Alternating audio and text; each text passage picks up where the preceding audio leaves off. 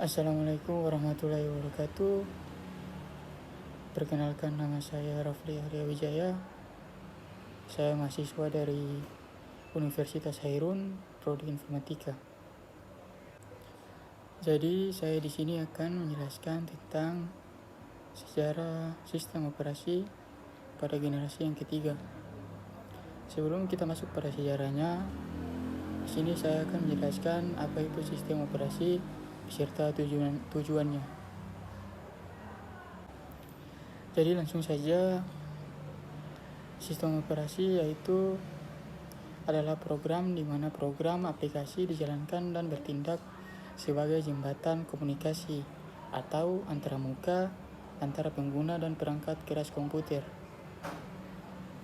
Di mana tujuannya yaitu yang pertama, sistem operasi bisa membuat komputer jadi semakin mudah, menarik, dan juga nyaman dipakai.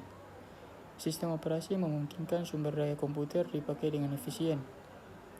Dan yang terakhir, sistem operasi yang diprogram sedemikian rupa membuat penerimaan, pengembangan, atau perubahan baru semakin efisien dan efektif. Selanjutnya, saya akan menjelaskan tentang macam-macam sistem operasi. Ada berbagai macam sistem operasi yang telah dibuat guna memaksimalkan kinerja komputer. Berikut ini beberapa contoh macam-macam sistem komputer. Yang pertama yaitu Unix. Unix adalah sistem operasi tertua dan pertama dibuat. Sistem operasi baku yang dapat berjalan di semua jenis komputer, termasuk komputer mini. Sistem operasi ini bisa berjalan sangat baik untuk keperluan jaringan, baik sebagai server maupun klien. Yang kedua yaitu DOS. DOS adalah cikal bakal dari sistem operasi Windows yang sangat terkenal.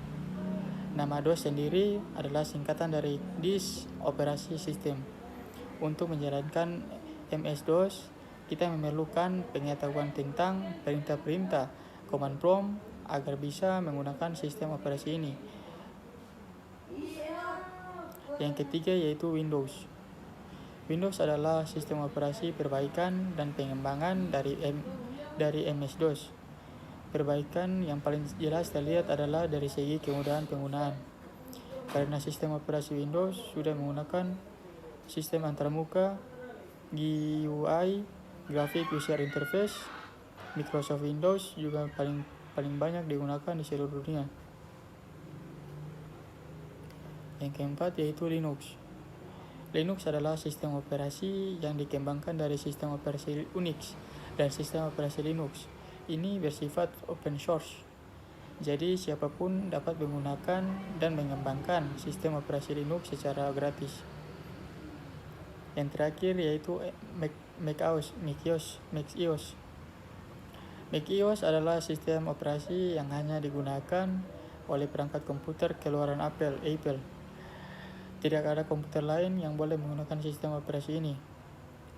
Sistem operasi macOS pertama kali diperkenalkan pada tahun 1984 dan sampai sekarang Apple masih menggunakan macOS untuk laptop dan komputer mereka.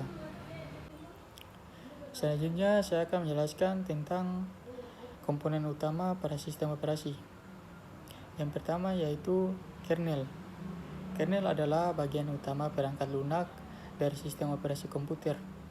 Kernel juga bertugas membuat komunikasi dan mediator dari perangkat keras dengan aplikasi. Yang kedua yaitu file. File adalah data atau berkas yang dibentuk dan dijalankan oleh sistem operasi. Dan yang terakhir yaitu user interface, di mana sebuah tampilan grafis yang menghubungkan antara pengguna dengan sistem operasi yang nantinya komputer tersebut dapat digunakan. Selanjutnya, saya akan menjelaskan sejarah sistem operasi pada generasi ketiga. Di mana pada generasi ketiga ini terjadi pada tahun 1965 sampai 1980. Perkembangan sistem operasi berlanjut dikembangkan untuk melayani banyak pemakai interaktif sekaligus. Pemakai interaktif berkomunikasi komputer lewat terminal secara online atau secara langsung dihubungkan ke komputer.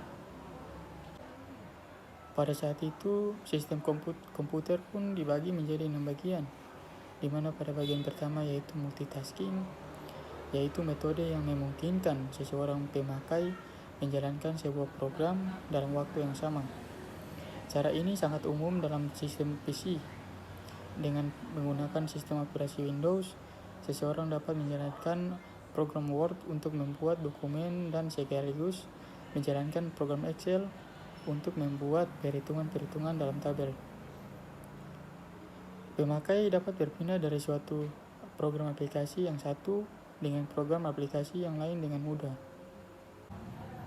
Pada bagian kedua yaitu multi-user, yaitu metode yang digunakan untuk banyak orang sekaligus. Yang ketiga, multi-programming, yaitu metode yang memungkinkan dua buah program atau lebih dijalankan secara serentak pada sebuah komputer dan berbagai sumber daya dalam waktu yang berlainan. Konsep multi-programming bisa diibaratkan sebagai pekerja yang tak hanya menangani satu pekerjaan, sehingga tak ada waktu yang terbuang. Dan yang keempat, time sharing, yaitu metode yang dipakai dalam sistem operasi yang memungkinkan sejumlah pemakai dapat berinteraksi dengan proses yang dibuatnya secara bergantian dengan jumlah waktu yang sama. Time sharing merupakan pengembangan lebih lanjut dari multi-programming. Pada metode yang kelima yaitu penyimpanan virtual, yaitu metode yang menangani sejumlah program dengan membagi program-program tersebut ke dalam bagian yang kecil dengan ukuran yang sama. Metode seperti ini diterapkan antara lain pada Windows. Dan metode yang terakhir yang keenam yaitu multiprocessing, yaitu metode dengan kemampuan sistem operasi yang menjalankan dua atau lebih instruksi secara serentak dengan menggunakan sejumlah CPU dalam sebuah komputer. Melalui sistem tersebut, kita dapat mengatur sejumlah CPU untuk menjalankan instruksi yang berbeda dalam sebuah program. Dan kesimpulan yang bisa saya ambil yaitu pada generasi ketiga, sistem operasi sudah dikembangkan untuk dapat digunakan oleh banyak pengguna sekaligus atau multi-user. Selain itu juga dapat digunakan pada melayani banyak program atau multi-programming.